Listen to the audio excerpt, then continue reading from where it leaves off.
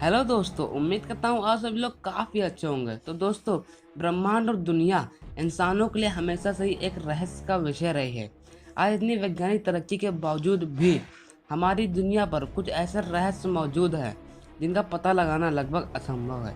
तो दोस्तों, हमारे मन में भी पृथ्वी को लेकर अनेक सवाल आते हैं, जैसे पृथ्वी की उत्पत्ति कब हुई, यह दुनिया कैसे बनी, पृथ्वी की संरचना कैसे हुई। इस प्रकार के सवालों के जवाब जानने के लिए हर व्यक्ति उत्सुक रहता है। तो दोस्तों, मैं फैक्ट वर्ल्ड आज आपको बताने वाला हूँ कि आखिर दुनिया कैसे बनी। वैज्ञानिक ऐसा मानते हैं कि धरती सूरज से निकला एक आग का गोला था और समय के साथ यह बड़ा हो गया, जिसके बाद धरती पर जीवन की उत्पत्ति हुई। तकरीबन 5 बिलियन साल पहले कई गैसों के एक साथ मिलने से भयंकर धमाका हुआ था। इस कारण बहुत ही बड़ा एक आग का गोला बन गया था, जिसे वर्तमान में हम लोग सूर्य कहते हैं। धमाका इतना तेज था कि इसके चारों ओर धूल और उसके कण फैल गए।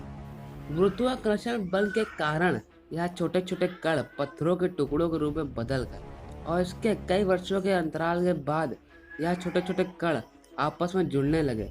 एक समय के बाद सौर मंडल की उत्पत्ति हुई। लाखों वर्षों के पश्चात गुरुत्वाकर्षण बल के कारण पत्थर और चट्टानें आपस में जुड़ने लगी। इस तरह धरती का जन्म एक आग के गोले के रूप में हो रहा था।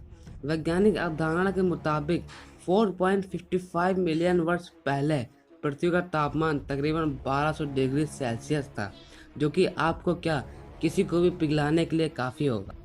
ऐसे समय में धरती पर केवल उबलता हुआ लावा, चट्टानें और जहरीले गैस ही हुआ करती थी। इस समय पृथ्वी पर जीवन लगभग ना के बराबर था। पृथ्वी की उत्पत्ति के दौरान थिया नाम का ग्रह धरती की ओर 50 किलोमीटर प्रति घंटे की रफ्तार से बढ़ रहा था। यह रफ्तार बंदूक से चलाई गई गोली से 20 गुना अधिक है। ऐसे में जब थिया ग्रह पृथ्वी से टकराया तो बहुत बड़ा धमाका हुआ, जिससे बहुत सारा कचरा धरती से बाहर निकल गया और उसके साथ ही वह ग्रह जो कि थिया है वो धरती में समा गया। हजारों वर्षों के अंतराल के बाद एक कचरा गुरुत्वाकर्षण बल के कारण गेंद के रूप में धरती के बाहर निकला, जिसे वर्तमान में हम लोग चांद कहते हैं। तो इस तरह चांद की उत्पत्ति हुई। पृथ्वी की उत्पत्ति के बाद अंतरिक्ष में बची हुई चट्टानें पृथ्वी पर गिरने लगी। इन चट्टानों में अजीब प्रकार के क्रिस्टल थे, जिसे हम लोग आज नमक के रूप में प्रयोग करते हैं। आपको यह जानकर हैरानी होगी, यह समुद्र का पानी इन्हीं चट्टानों के अंदर मौजूद नमक से निकलता है। वैज्ञानिकों के अनुसार यह चट्टानें धरती पर लगभग 20 मिलियन वर्षों तक गिरती रहीं, जिसके कारण समुद्र के रूप में धरती पर इतना पानी इकट्ठा हो गया। लगातार इतने पानी इकट्ठा होने की वजह से पृथ्वी की सतह ठंडी होने लगी और चट्टानें अधिक सख्त। क्या आपको पता है, धरती पर मौजूद पानी लाखों वर्षों पहले का है। उस समय पृथ्वी और चांद बहुत करीब था और गुरुत्वाकर्षण बल के कारण पृथ्वी पर अक्सर तूफान आया करते थे और लंबे अंतराल के बाद चांद और धरती की बढ़ती दूरी के कारण तूफान शांत हो गए। धरती पर जीवन की इस यात्रा के दौरान अब 3.8 बिलियन वर्ष पहले पानी की उत्पत्ति हो चुकी थी। तो अब मैं बताऊंगा कि धरती पर आखिर ऑक्सीजन कहाँ से आई।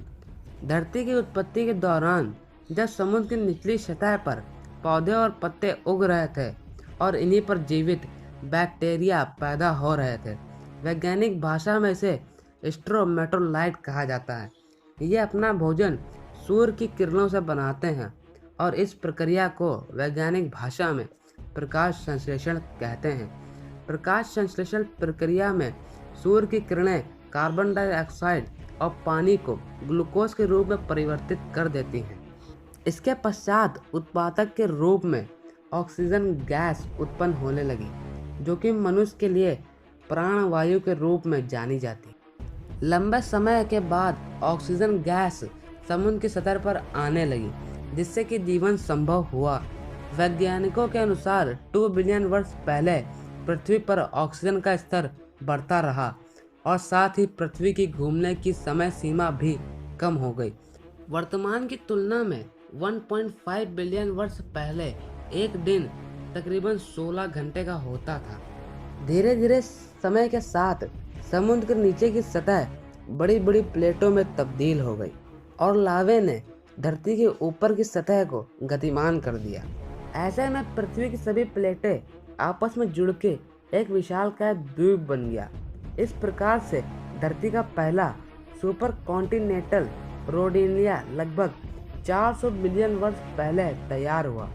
अब धरती पर तापमान लगभग 30 डिग्री हो चुका था और समय के साथ ही एक दिन तकरीबन 18 घंटे का होने लगा था। उस समय धरती के हालात वर्तमान में मंगल ग्रह की तरह हो गए थे। इतने वर्षों के बाद भी धरती पर ज्वालामुखी फटने और जहरीली गैसों के निकलने का सिलसिला अभी भी जारी था। जहरीली गैसों में कार्बन डाइऑक्साइड ने सूर्य की किरणों को सोखना शुरू कर लिया था और इस वजह से पृथ्वी का तापमान बढ़ने लगा। बढ़ते तापमान के कारण समुद्र में गर्मी पैदा होने लगी और समुद्र का पानी भाप बनकर बादलों का रूप लेने लगा।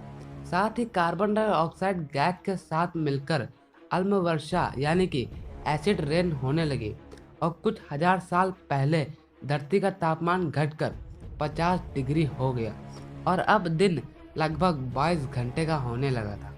लगातार पड़ रही बर्फ के कारण सूर्य से पराबैंगनी किरणें सीधे धरती पर पड़ने लगी, जिसकी वजह से केमिकल रिएक्शन होना शुरू हो गया और पानी में हाइड्रोजन पेरोक्साइड बनी। इसके टूटने के बाद प्राणवायु ऑक्सीजन बनी। अब ऑक्सीजन 50 किलोमीटर धरती के ऊपर गई तो फिर वहाँ केमिकल रिएक्शन होना शुरू हुआ, जहाँ पर ओजोन नाम की एक परत बनी, जिसने सूरज से आ रही पराबैंगनी किरणों को धरती पर आने से रोकने का कार्य किया। अगले 150 बिलियन साल तक इस गैस की परत काफ़ी मोटी हो गई और धरती पर ऑक्सीजन गैस की मात्रा बढ़ने लगी और पेड़ पौधे अस्तित्व में आने लगे। तो दोस्तों, कुछ ऐसे बनी थी अपनी दुनिया। तो आपको ये फैक्ट और वीडियो कैसी लगी मुझे कमेंट में ज़रूर बताइएगा। वीडियो अच्छी लगी हो तो वीडियो को लाइक करिए, चैनल पर नए हो तो चैनल को सब्सक्राइब करिए ऐसे न्यू और इंटरेस्टिंग फैक्ट के लिए।